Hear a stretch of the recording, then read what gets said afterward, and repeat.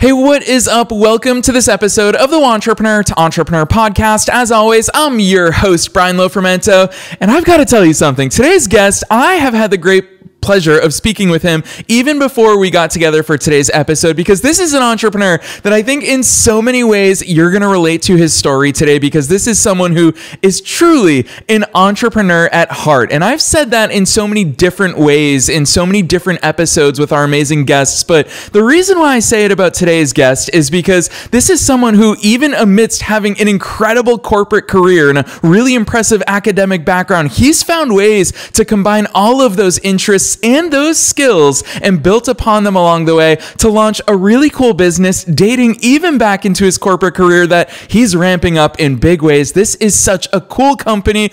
I'm excited to learn about it today as well. So today's guest, his name is Steve Pugh. Steve, like I said, is an entrepreneur at heart. He started and runs two businesses. Now we're going to talk a lot today about his company Versus Sports Simulator, because I also want to know from Steve, is it a tech company? Is it a content company? What are all the different things that he juggles as the CEO of Versus Sports Simulator? He also has a rental and property management business called River City Towns. This is someone who has, at the end of his career, it feels weird saying that because in so many ways he's got so many fresh beginnings, because he retired from his day job late last year at the tender age of 53. And part of why he was able to do that is because he started his businesses 10 plus years ago. So today's episode, we're going to get into Steve's journey, and we're going to talk about all those seeds that we plant along the way so that we can harvest later. So I'm excited about this one. I'm not going to say anything else. Let's dive straight into my interview with Steve Pugh.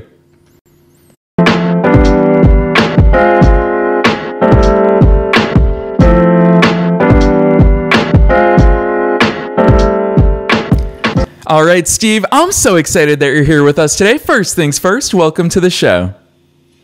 Well, thank you so much, Brian. It's been a real pleasure to be invited to be on the show. And I have to say before we get started, I bet you hear this a lot, but I think I finally met my match with somebody with their energy and positivity on entrepreneurship. So I really respect and appreciate that about you.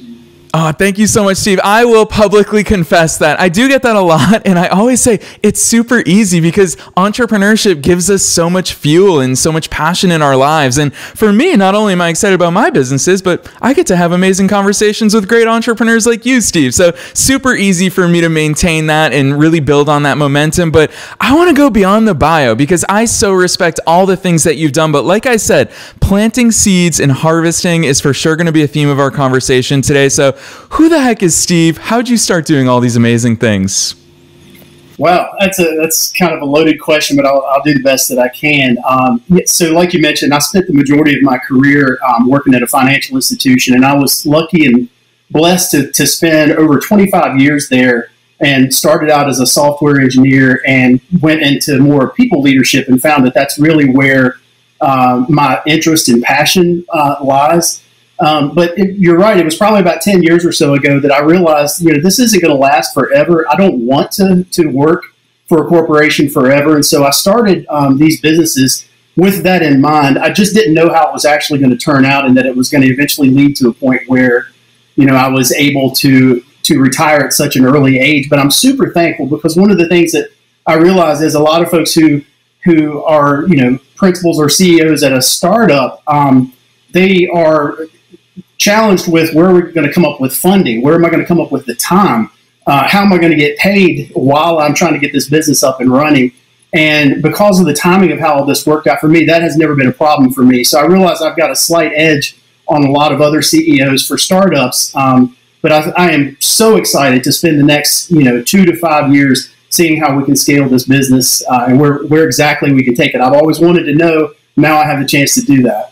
Yeah, I love that overview, Steve, especially because I'm going to ask you a little bit of an ignorant question to kick things off today, because talking about your corporate career, you're the director of software engineering at a Fortune 100 company. And when I hear that, Steve, it must be, and this is someone who's been an entrepreneur for 16 years. I've never really worked in corporate America, but I imagine that it's easy to coast. It's easy to settle into that career and say, this is what I'm doing. This is where my energy is. This is what feeds my family. This is what pays my bills. You somewhere somewhere along the way, Steve identified, and I'm curious if it was driven by passion, if it was driven by skill up leveling, like what was it that made you say, yeah, even while I'm in my career, I want to start pursuing other endeavors and planting those seeds?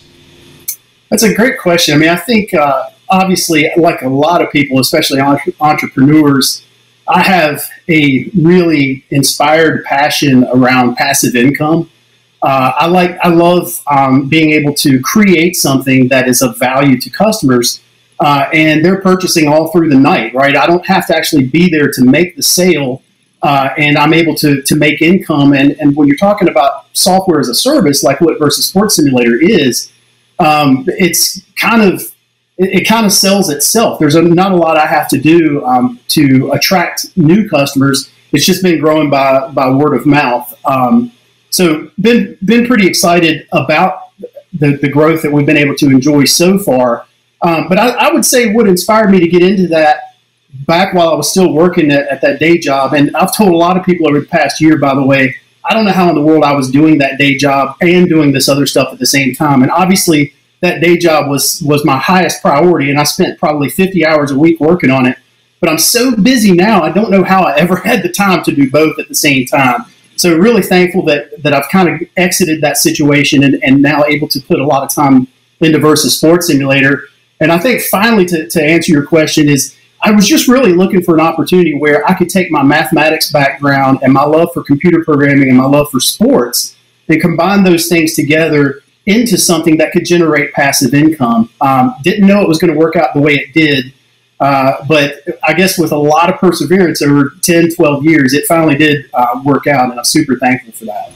Yeah, and I think you just spoke to a really important point, which is we've all heard that cliche, that quote of, if you love what you do, you'll never work a day in your life. And for you, working 50 hours a week at your corporate job, you probably don't even realize how many hours. I'm sure you were working a ton of hours on your own business as well, but it was your hobby. It was something you enjoy doing. It's how I feel, whether I'm podcasting or writing content or doing all of these things. It doesn't feel like work, so the hours truly do fly by. So I really love hearing that perspective. Again, coming back to, I want to point this out for listeners' benefit, which is you weren't measuring the work that you were doing on your business by the results, because you were just plodding forward and again, planting those seeds. And I so respect that approach. And you lead us to, I'm fascinated to explore the intersection here. If you talked about your love for math, your love for computer programming, your love for sports. And Steve, I'm going to extrapolate that and say, well, you're also running a business Versus Sports Simulator, which also means marketing and sales and conversions and website management and all these things that go along with it. So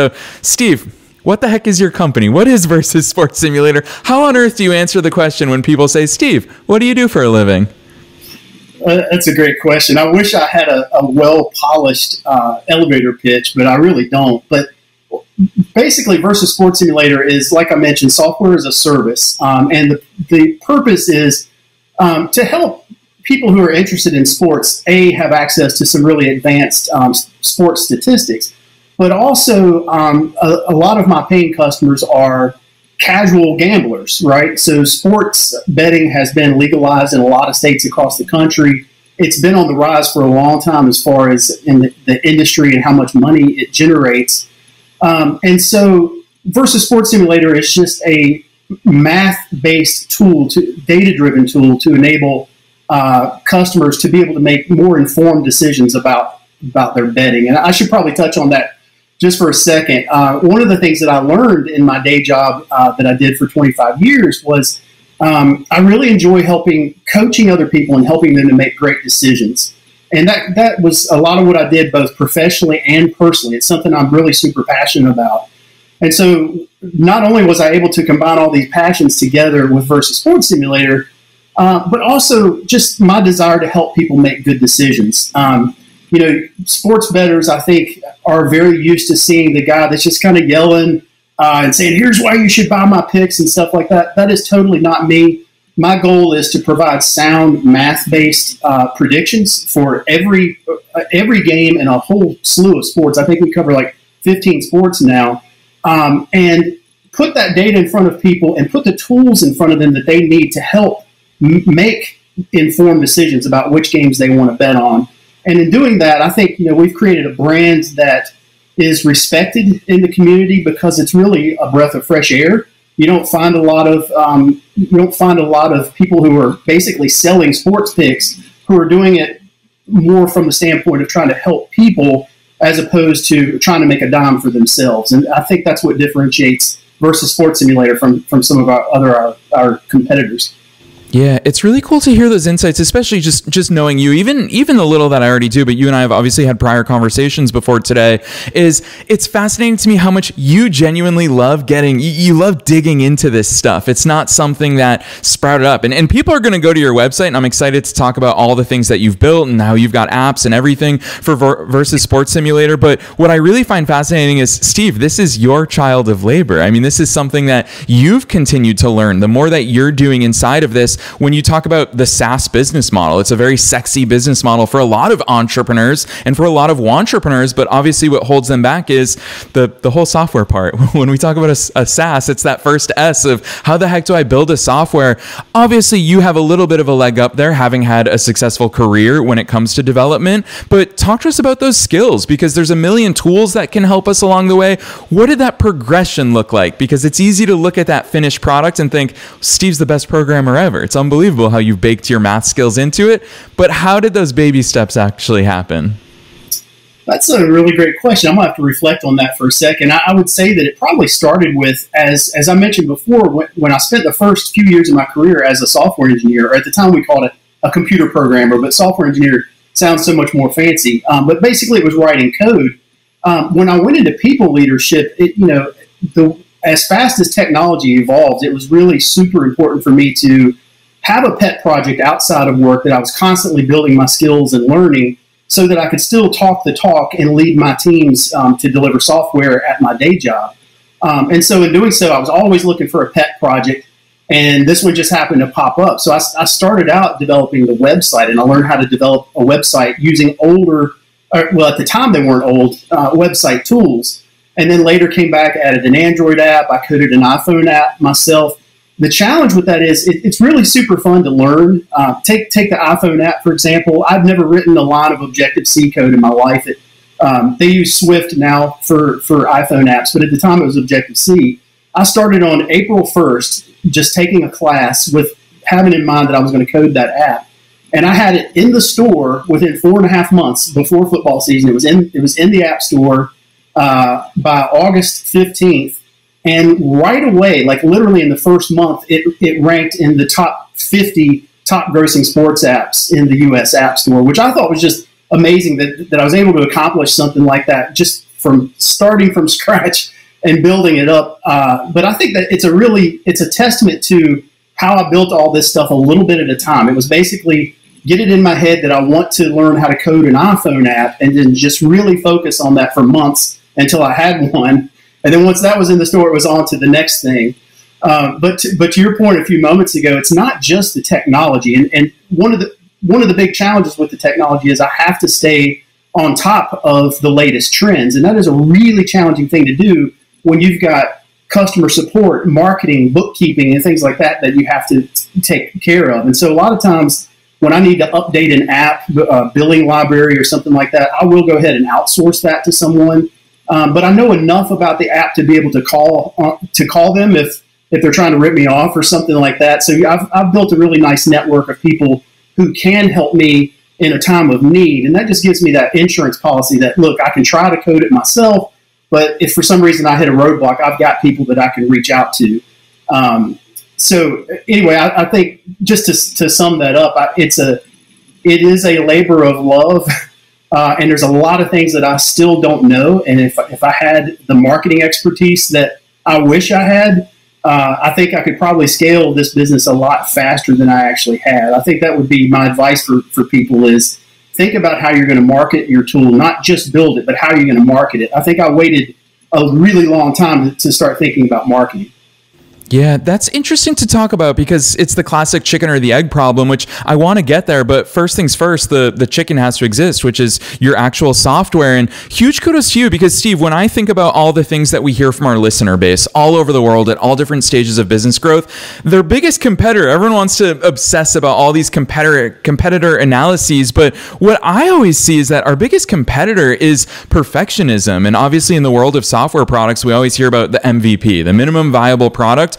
I'm curious to hear where along that journey, because I mean, you launching the iPhone app as an example, sounds like you took very massive and very fast action there, which huge kudos to you because most people don't do that. What has your attitude been towards rolling new things out? Is there an ounce of perfectionism in you that holds you back sometimes, or is it easy for you to just ship it? It's one of my favorite terms in the world of marketing, ship it. Oh, wow. I think it really depends. I think as I grew in my career, I started to realize the importance of you're going to have to make some concessions in certain places. It's important to weigh the pros and cons of speed to market versus quality and make the right decisions at the right time. I often used to tell people at work, all the decisions that we make are the right decision at the time that it was made. It's really easy to look back on it and play Monday morning quarterback and say, we should have done this or we should have done that. And I try to encourage people, know that the decisions you're making right now are the right decisions. There's a principle that I learned about from a manager probably a couple of years ago now. And it's a principle that I think I'd always managed to. I just didn't know that there was a term for it, right? And it's called the YAGNI principle, YAGNI. And it stands for you aren't going to need it. And so basically what you do is you take your roadmap of all the things that you get excited about that you want to do. Maybe customers have made suggestions or things that you just kind of in the back of your mind said, oh, I really need to go back and clean this up.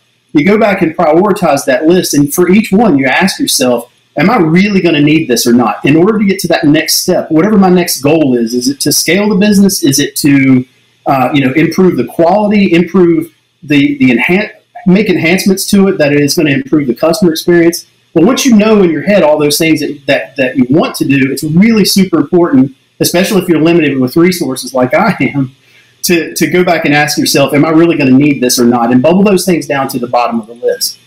Yeah, I love that. I remember in business school, I was obviously introduced to the term of just-in-time inventory. And a lot of businesses, really the goal is that you don't want product just sitting in your warehouse for years on end because you're paying for that space. And the same thing for us as entrepreneurs is when we have that layer of intentionality that you're talking about so much with us here today, then we can identify much more clearly what are those things that I need to tack on, whether it's me upskilling or, as you pointed out, even having a network of people that you can call on. I think it's a really powerful approach, and that's why I've embraced just-in-time learning. I don't have inventory, fortunately, but I think it's still super relevant to our businesses. Steve, one word, I wrote it down on my Post-it note here as soon as you said it, because I said I need to force Steve to talk about that here on the air, is passive income. Sometimes I've got problems with that term, Steve, because obviously very little income is truly passive. We have to work for it a lot, and a lot of entrepreneurs especially think that, oh, I can just build this thing and it's going to run on autopilot. Talk to us about the realities of it, because it's a really cool motivator and it's a really cool way to view the scaling of our business and the way that we choose our business models. But as someone in the software space, I'd love for you to share some insights into the truth behind passive income. Oh, wow. I think that's a little bit of a loaded question. It's interesting, though. I recently started a nonprofit called Pathways to Success, where I've been helping a lot of younger folks help them assess what they want to do with their careers, right? So should I go to college? If I'm already in college, should I get a job in the corporate world? Should I go into a trade? And I've been trying to mentor and coach people just using my experience to help them make informed decisions there. But I have to say one common theme with every person, when I say young person, I'm talking, senior in high school up to senior in college. I've been meeting with a lot of them recently, and the common theme is passive income. They all kind of have in their head like, oh, I definitely want to go to college, or it's expected that I go to college. My parents are expecting me to go to college. They've already saved for it. But they're trying to take their time and figure out how could I also generate some passive income. And I know one gentleman, for example, who he's actually a senior in college right now, but he was doing machine learning back when he was in 8th grade. And I know both of his parents. That's incredibly smart. And I don't pretend to be at that level, but it was purely driven by he really wanted to find a way to make money a non-traditional way, where it's not working for a corporation and being dependent on that paycheck, but being able to generate some income that is supplemental to everything else that he wants to do in life. And I think that's a great example. It's kind of how I took it as well. Passive income, I mean, as you know, I also own a rental business. And so it can be considered passive income that you're getting rent, right? I mean, you did take the risk of going and taking out a mortgage on a house. You own that house, you got to pay the mortgage payment, you got to take care of things if something goes wrong.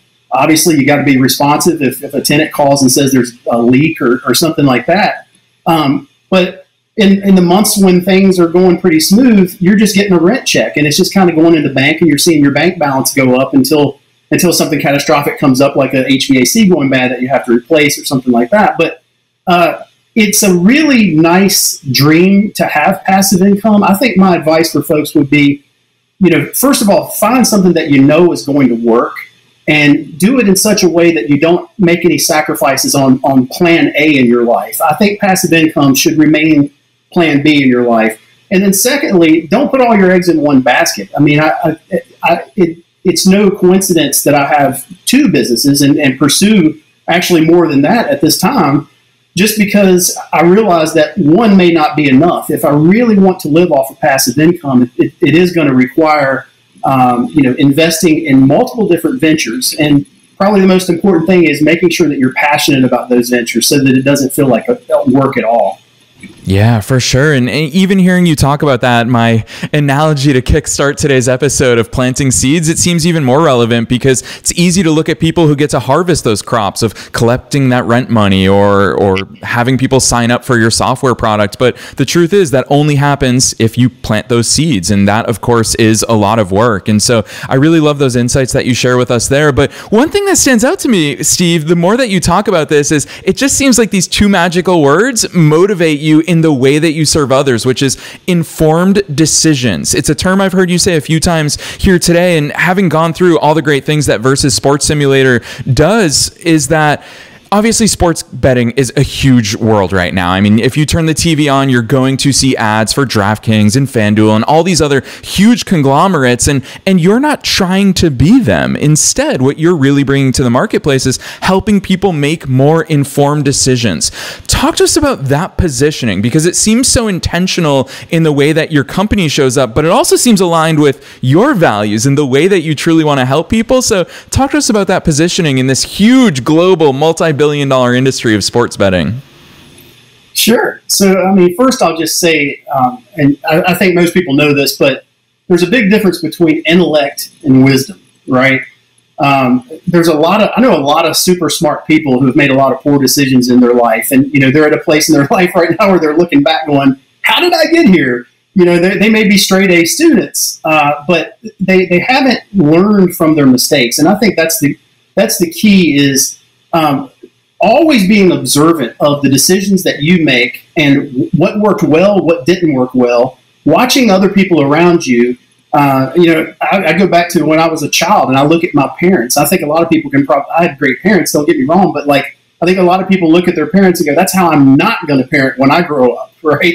And so I think from a very early age, I've been just really overwhelmingly passionate about observing other people and observing what decisions they made that were good decisions, what decisions they made that were bad decisions, and collecting all that inventory in my own head and using that to make good, wise decisions for myself. And when I say wise, it's decisions that are based on things that you have learned, things that you saw work for others or did not work for others. And that's a lot different than just having an idea and knowing how to code machine learning stuff in 8th grade, right? It's a lot more than that. So I take that to Versus Sports Simulator, and I think that's kind of almost like a brand promise for me. I'm not in it to convince people that, hey, you should go bet on this. I have people reach out to me and say, hey, do you think I should take the Philadelphia Eagles at -3 over the Dallas Cowboys? And I'm not going to answer that question, right? I've developed a tool to put in your hands where you can go and sort of simulate that matchup You can adjust the offensive and defensive sliders. Like if you know that Dallas Cowboys quarterback is injured or something like that, you can lower their offensive rating and see what the score output would be based on that. But again, my goal is to put the tools in the hands of my customers to make more informed decisions for themselves, right? It goes back to that analogy about teaching a man to fish.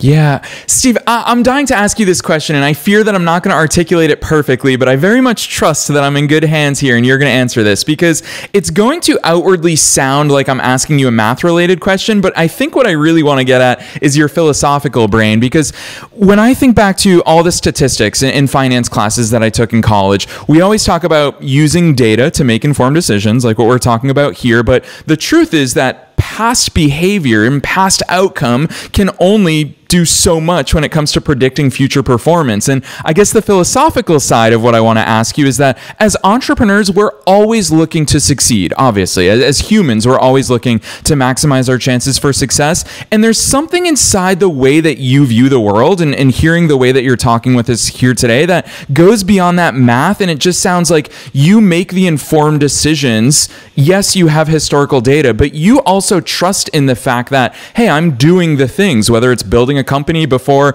I'm ever learning about marketing and launching it into the world. And I'm going to do these things that will set me up for success in the future. So how do you in your head and in your attitude and your philosophy balance that approach of looking at and leaning on past data, but also having, I guess, a little bit of faith in forward-looking performance and outcomes?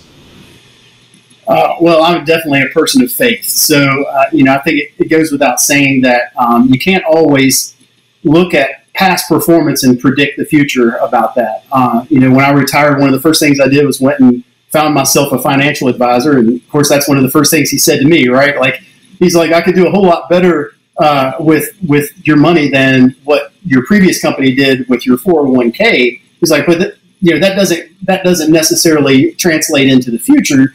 And that's true, I think, even in when it comes to running a business. I mean, I think there's a certain amount of faith that you have to have, confidence in yourself, knowing what your own hangups are, what are the things that you're comfortable delivering by yourself versus when you need to go out and get some help. It goes back to that decision of, buy versus build, which was a big thing in my career, and it's still an important decision to make. I don't know if that really answers the crux of your question, but that's all I got, really.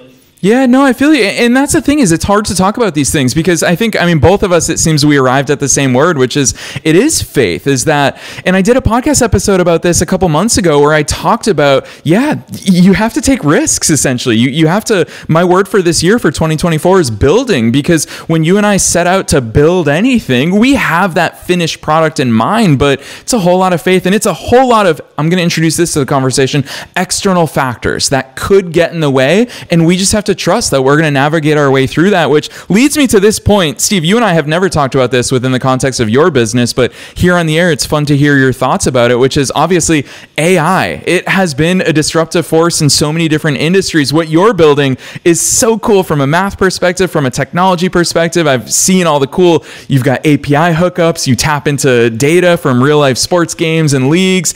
How does AI factor into all this stuff, and what are you viewing its role in the future of versus sports simulator or the industry at large? It's interesting. I think, not to spend time differentiating between machine learning and AI, but let's just for the moment pretend that they're in the same vein. A lot of people don't realize that machine learning has been around, I think, since the late 60s, early 70s. The only reason that you're only hearing about it now over the past 10 years is because we simply didn't have the compute power in the 70s and 80s to be able to do anything with it. So interestingly enough, the algorithms that I created back in, I guess it was 2006 now, when I first developed these math models, it was before machine learning hit the mainstream. But essentially, these models basically do the same thing as a machine learning model. It's just that, I actually coded it by hand instead of using some fancy tools and being able to take advantage of reusable components to put my models together. One of the things I like about that, though, is I have full control over it. Like, I invented it, and so I'm able to modify it any way that I want to. But as far as, like, how that differs from modern-day AI is, modern day AI, because of the compute power, is able to do a lot of things in real time, right? So, I mean, you have apps that you'll be walking around in a hardware store, for example, and you'll get a notification on your phone that tells you that, hey, if you 2 miles over is a drill that you were looking for on the internet 2 days ago, and it's on sale 25% off. I mean, that to me, that's real time AI, and that's where you find a lot of usage from that. When it comes to the product that I've developed, though, I haven't gotten there yet. I would like to. One of the things that I just published an article on a couple of days ago, or it's about to go live, is about how you can place bets real time during a game now, right? So for years and years, it was you looked at what the pregame odds were, and you made a decision pregame what the outcome was going to be at the end of the game. Now you can be halfway through a game, and scores have already taken place, and you can still place bets on the game, and that's because AI allows for real-time line making and odds making and betting. So one day I would like to get there. I think it goes back to that whole YAGNI principle thing.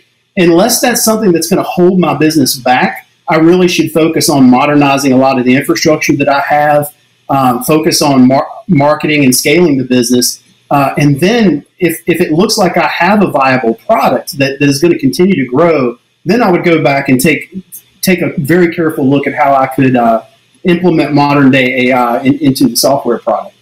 Yeah, I love hearing the way you think about these things, Steve, because whether you realize it or not, you are sharing with us so much about the way that your executive brain thinks as an entrepreneur. And I so respect the way that you navigate all of these things, because there's a million things we could focus on, but you really bring it back to the stuff that matters, which you and I both knew before we hit record here today that we would definitely be short on time. You and I could talk about these things all day long for multiple days on end, but I do still want to squeeze in 2 questions, because one thing that I love about your self-awareness, it's something that I really admire, because even ahead of today's episode, listeners know that we always ask our guests, what's your zone of genius? And Steve, I love what you wrote. I don't often see this level of self-awareness about who we are, our strengths, our weaknesses, or at least I don't see it in a way that people love talking about it very openly for the benefit of others. But I love the way that you talk about being a generalist versus a specialist. And I want you to navigate those waters alongside listeners. But we always hear, be a specialist. Specialists make more. Look at primary care physicians versus,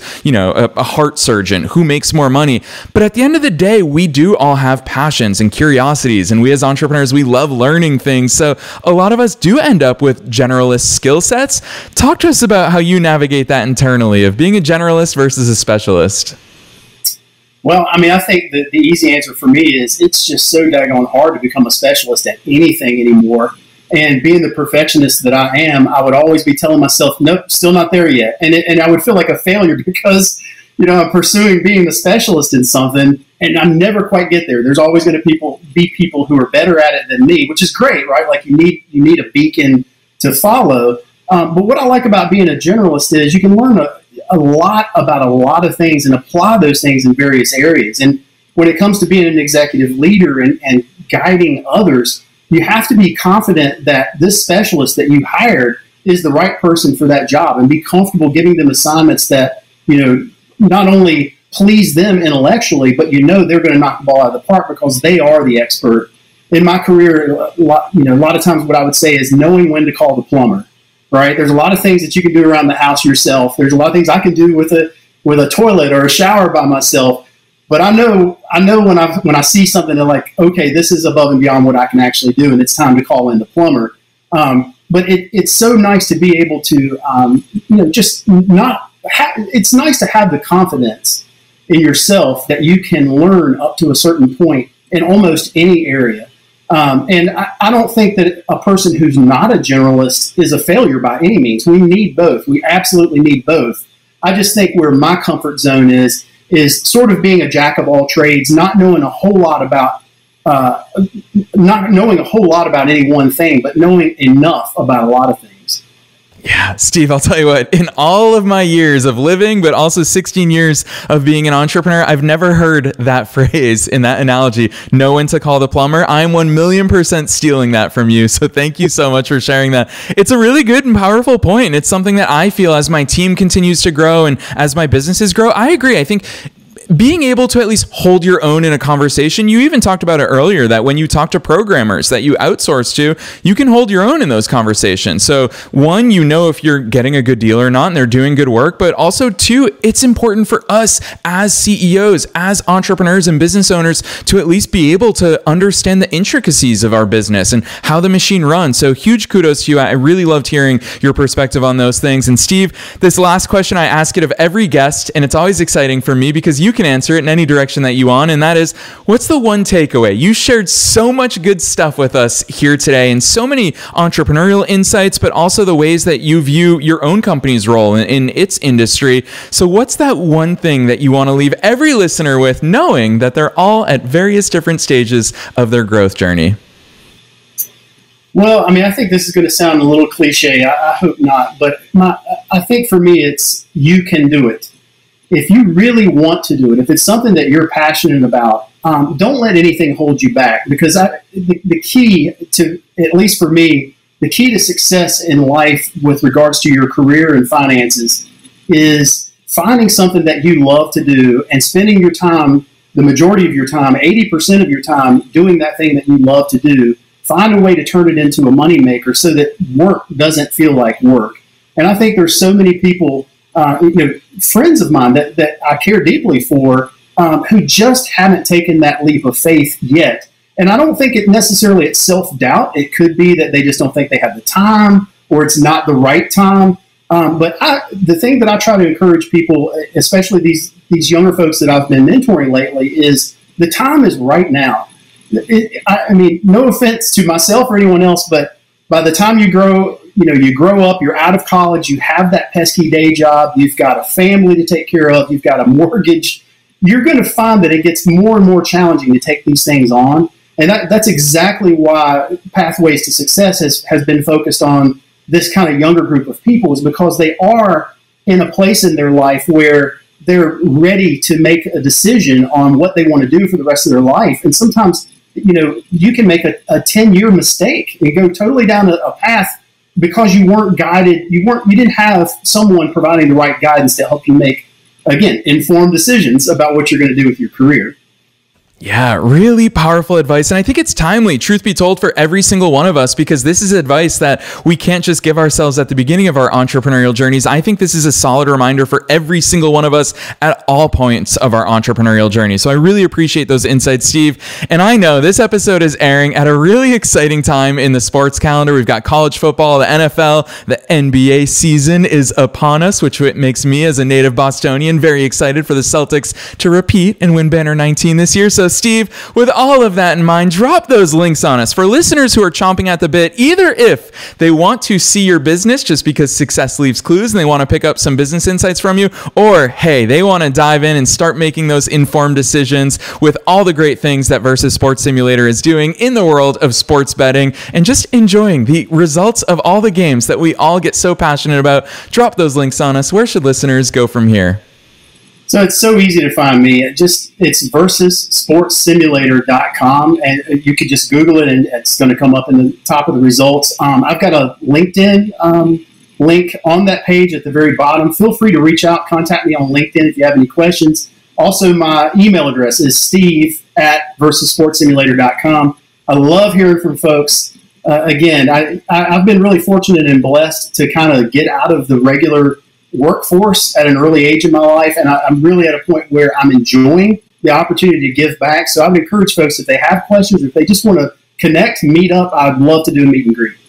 Yes, listeners, you already know the drill. We are linking to all of those things that Steve just referenced down below in the show notes. No matter where it is that you're tuning into today's episode, you'll find his business website at versussportssimulator.com. You don't have to remember it, though. In the show notes, you can just click right on through. You'll also find a link to his personal LinkedIn. So as Steve said at the very beginning today, he loves entrepreneurship. He is one of us, and he firmly believes it's something that him and I talked about even before we got on the air today, is that a rising tide lifts all boats. So Steve, on behalf of myself and all the listeners worldwide, thanks so much for coming on the show today.